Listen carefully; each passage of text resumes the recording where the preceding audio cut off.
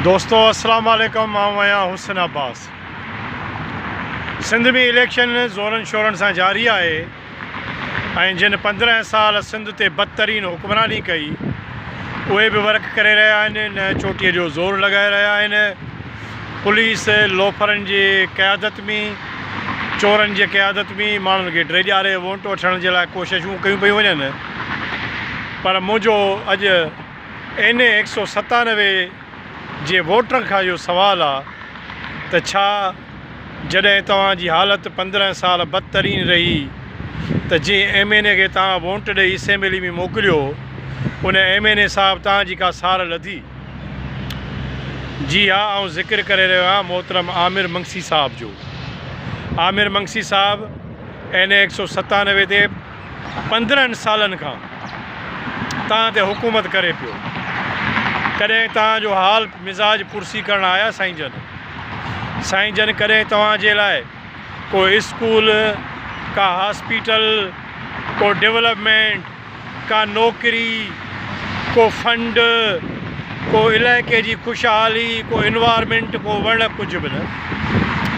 सैलाब मुतासिरीन माण्हू ऐं मुसीबत ज़दा तव्हां माण्हू मुकमल तौर ते बर्बादु रहियो, पर तव्हांजो MNA साहिबु न आयो। यार छा तव्हां सिंध जा माण्हू एॾा ख़ुदि ज़हन आहियो? छा एॾा ग़ुलाम आहियो जो तव्हां वोट जे ज़रिए तब्दीली बि नथा आणे सघो, सवाल बि नथा करे सघो?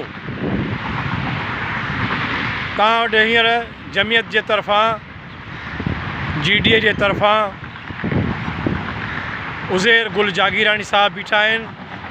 पाण समाजी माण्हू आहिनि, मक़ामी माण्हू आहिनि।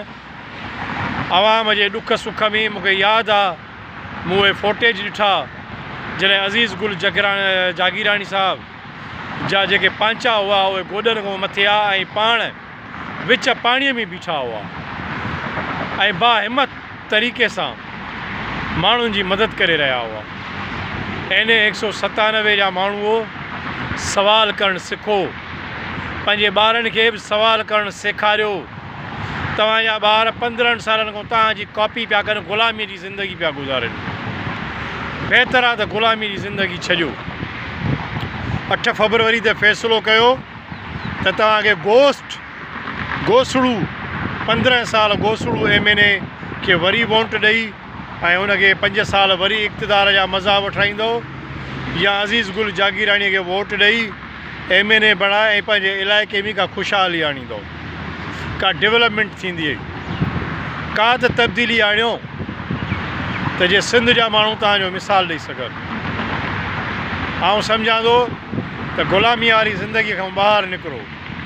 GDA, क़ौम परस्त, वहीद हकड़ो साहिबु ऐं खोखर साहिबु जेको कंबर ते आहे, क़ौम परस्त, इहे सभु अज़ीज़ गुल जागीरानी जी वर्क करे रहिया आहिनि। सोशल समाजी माण्हू आहे, उनखे हिकिड़ो मौक़ो ई ॾेई छॾियो।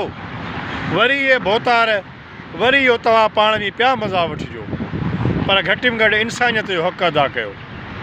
पंहिंजे इंसान हुजण जो सबूत ॾियो, ग़ुलामीअ मां छोटकारे जो सबूत ॾियो, तब्दीली आणण जो सबूत ॾियो, नई शइ करण जो सबूत ॾियो। उमेदु आहे त 8 फरवरी ते किताब ते ठपो हणंदो ऐं तब्दीली आणींदो।